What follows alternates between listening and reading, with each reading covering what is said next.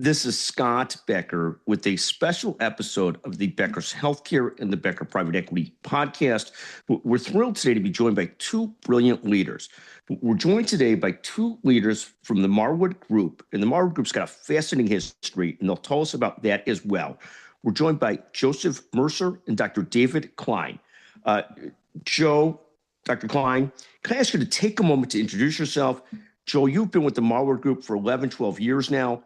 Tell us about the Marwood Group and where you guys focus and specialize and how it came to be. You've grown this tremendous presence in the sort of private equity world, the healthcare private equity world.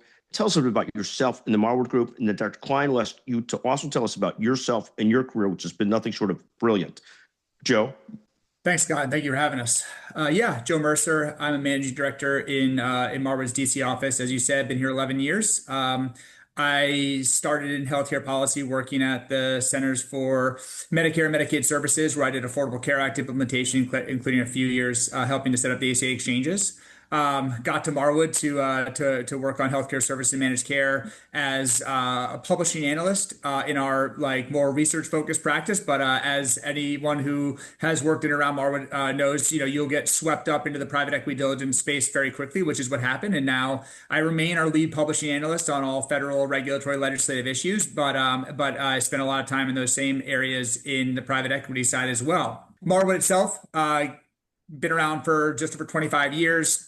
Started as a little bit of let's make a better connection for healthcare policy between DC and Wall Street, so you don't have another bipartisan Budget Act of 1997 situation where buy side analysts are learning on earnings calls that their companies are getting smashed to pieces, and instead maybe let's let them know in advance. Obviously, that's a market that's grown quite a bit across DC and a lot of different folks. The sell side's gotten better, but as we launched doing that, we had a lot of interest in, hey, can you give us more deal support? Can you work more directly with companies? And so started a private equity diligence practice that was originally very focused on federal regulatory work, but has expanded to state, commercial payers, strategy, compliance work, where we have a nascent and growing very quickly performance improvement practice, but just taking off of that base and gone a lot of different directions, working with more corporates now, things like that. But that's the thumbnail sketch of how we got here with Marwood. No, simply remarkable. And Marwood's built sort of the premier practice in this private equity diligence space. Could you give us a sense of what that looks like and how that evolved? Sort of the typical project, it became a thing where for many types of deals, and I see it most particularly in healthcare, you almost need a Marwood report to do the deal. Talk about how that all developed and where those reports really focus. Sure. I can give a few thoughts, and I'd love to hear David, because David's been on the other side of it as a client. So I'd love to hear some of his thoughts as well here. I mean, look, what we set out to do is work with the private equity sponsor to say, here are our key issues. And most times we'll have an initial introductory call, which you start to poke around on an asset. And we'll say, here's what we know about it. Here's what we know so far. Here's what we'd want to diligence. Here's where we want to go deeper. What are your key questions? And also, hey, by the way, here's what you don't know. Let's get into that. And so the engagement themselves, typically in the 3 to 4 week range. So I would say that's maybe crept down a little bit in the last few years as people have been, deal structures have changed a little bit, with multiple work streams, with the project manager on top, and just trying to synthesize across the various different work streams those key questions to have a combined focus on the risk and opportunities for a given business, all within the bounds of healthcare regulatory, but also obviously in the strategy side as well. And I think some of the interesting places where we've grown when it comes to things like the commercial payer practice and the strategy practice is that the leaders we have on those teams are interacting very closely with all the regulatory folks as well. So there's a ongoing dialogue of, we talked to Humana. Humana said this. How does that align with how you guys are reading the policy? How do you think that's going to align? Or, hey, the people are saying the market's going to grow this amount, or our model says this. Are there any regulatory watch outs? Like, hey, we're watching the ACA broker market scream up all up and to the right. Anything coming down the pike that's going to change that? And obviously, our answer to that is yes. So it's a interactive process across the organization that I think gets a pretty solid set of could be 25 slides in a PowerPoint presentation at the end, or it could be 350 depending on the scope of work and how much goes into it. Thank you so much. And Dr. Klein, you've had this brilliant career. Could you tell me a little bit about your background, your career, whether you still cheer for the Maple Leafs and what you see in baseball this year with your Blue Jays? But tell us about your career and all that you've done, and then now joining Marwood as a senior advisor. What brought you to Marwood and the excitement with that? I guess I deserved the Maple Leaf poke after I alluded to the state of your golf game before we started the podcast, Scott. So I do sadly continue to cheer for the Maple Leafs. It's something I refer to as a genetic disease here in Canada. So not something I'm proud of. And Blue Jays, who knows? Hope springs eternal. It was a great year last year, and we'll see. My career, different than most or different than many that likely are on this podcast. I am a physician by training and practice, continue to work as an academic critical care physician here at the University of Toronto, leading a large inner city type medical, surgical, cardiac intensive program, care program here at University of Toronto. And what that's given me in my career is a very real grounding in the patient and what's really happening on the ground in the system and to the patient. And I've worked both in Canada and the US and in a number of other jurisdictions related to that. Got involved in the healthcare business world, first helping start the Canadian healthcare practice at McKinsey here, and then spending a number of years with McKinsey in North America.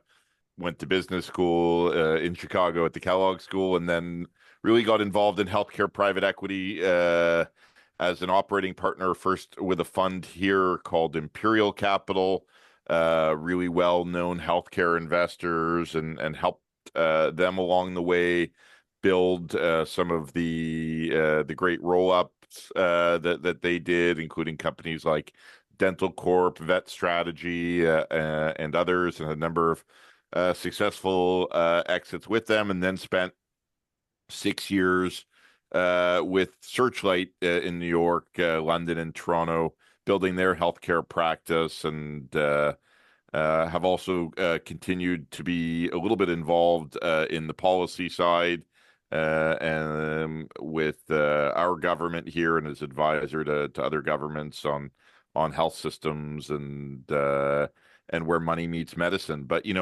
and then joined the Marwood Group just after Labor Day this year. And that came to be because I truly believe that there is a triad or triangle as it relates to healthcare investing, with one corner of that triangle being the clinical need and really building a business that does what's right for the patient and for the system. The second point of that triangle being the business and the finance, and you obviously need to get the math right, and then the third piece being the policy side. And if I were to answer the question you asked Joe more simply, coming from the investor side, is if you've ever been to an investment committee with a healthcare deal and the first three risks aren't regulatory or stroke of the pen in one way or another, then you're probably not looking at the deal the right way. And that's the way I was always trained. And so the reason Marwood, I think, has become more and more important is because the policy environment is becoming increasingly more complex, and certainly these days increasingly more volatile. And so if you're not understanding that at the highest levels, then I think you shouldn't be skiing the double blacks. 100%. So you allude to skiing, also a place where I struggle too, skiing, golf, all these things. But Dr. Klein, a magnificent career. What are the top 2 or 3 trends you're thinking about this year when you look at healthcare investing or the healthcare policy world? The top 2 to 3 trends. And then Joseph, I'll ask you the same question. The 2 or 3 biggest policy trends that you're keeping your eye on.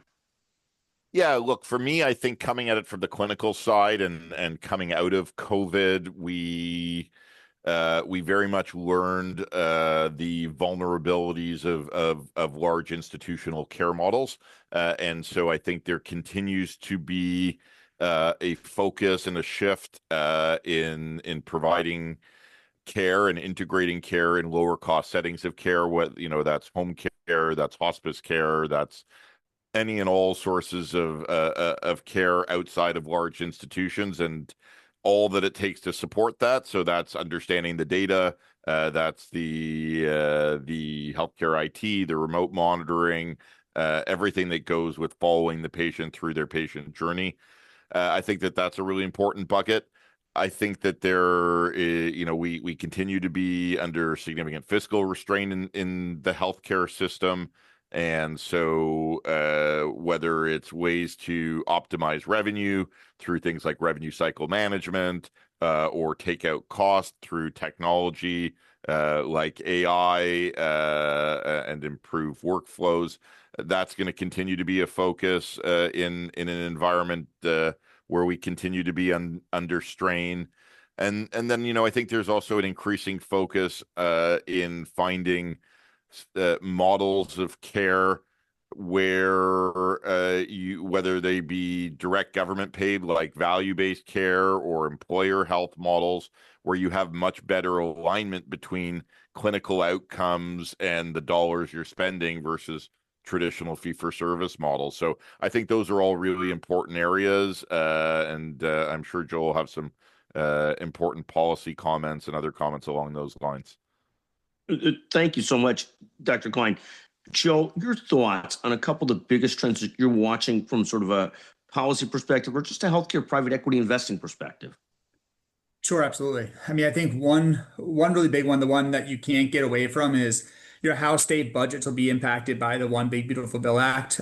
We both have short-term issues, right? States are updating their tax structures to either reflect the One Big Beautiful Bill Act changes, which can reduce revenue, and they're also looking at, hey, Medicaid populations are aging just like the overall population. So you're seeing increases in spend in personal care services and nursing facilities, and things like that, which are expensive even in the aggregate, even if, personal care services are not that expensive on a more micro level. And so you're living through this with the eye towards work requirements in 2027 and then actual budget pressure in many states in 2028. And so I think thinking about the initial state reactions to their own budget pressure, like outside of One Big Beautiful Bill Act, and how that might impact various different services. Because I think the way we've looked at it is, we spent a lot of time, especially with public investors, talking about hospitals. But on the private side, we've seen a lot of attention on some of these areas that could be considered more defensive positions, ABA, institutional developmental disability services, personal care services. But then you have state actions in the last few months that really challenge that narrative. There were some changes in reimbursement that have since been reversed in North Carolina, just as an example.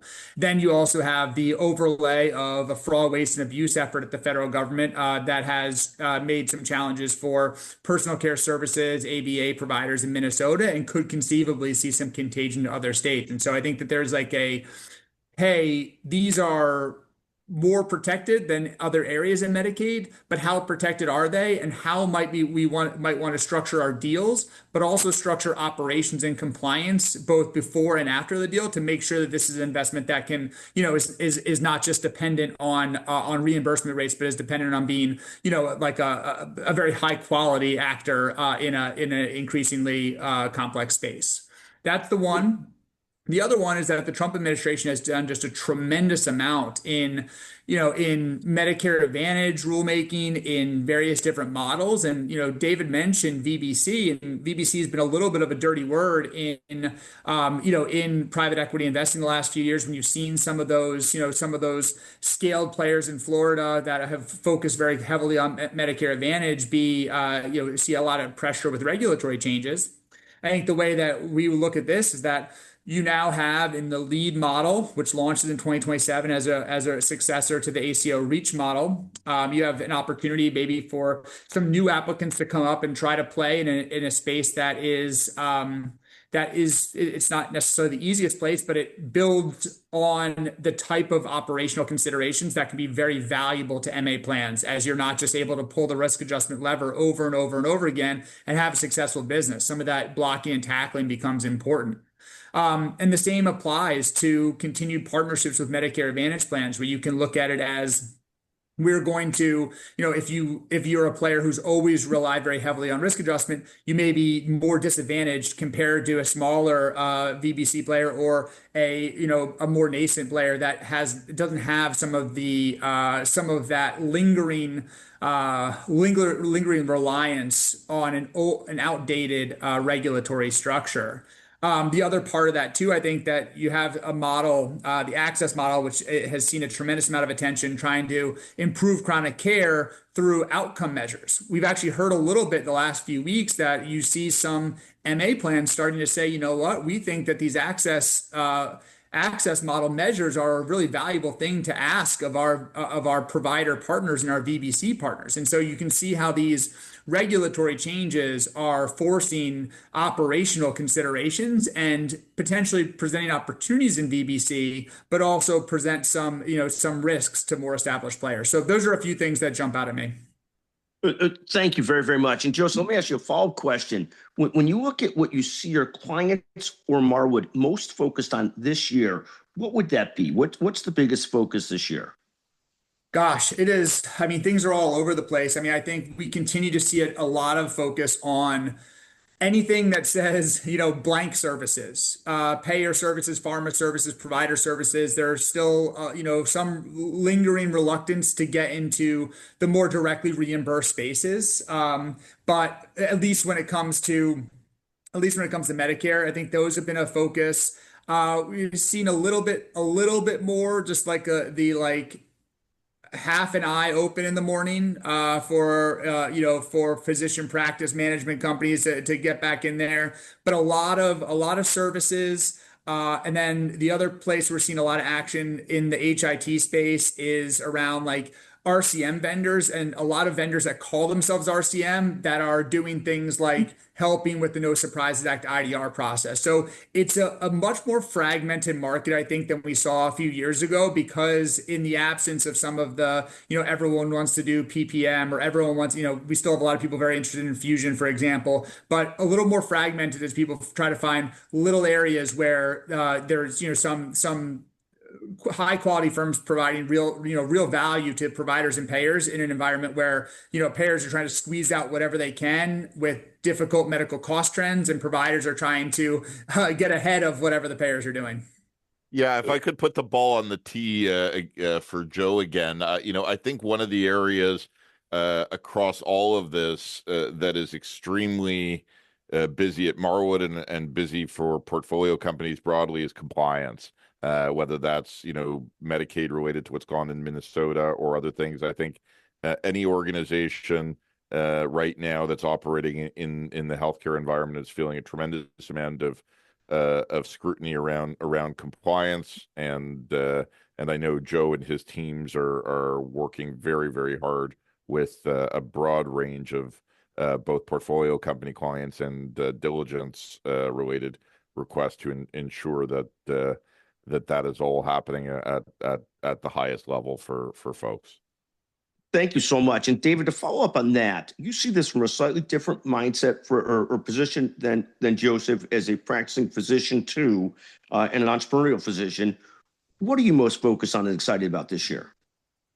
What am I most focused on and excited about?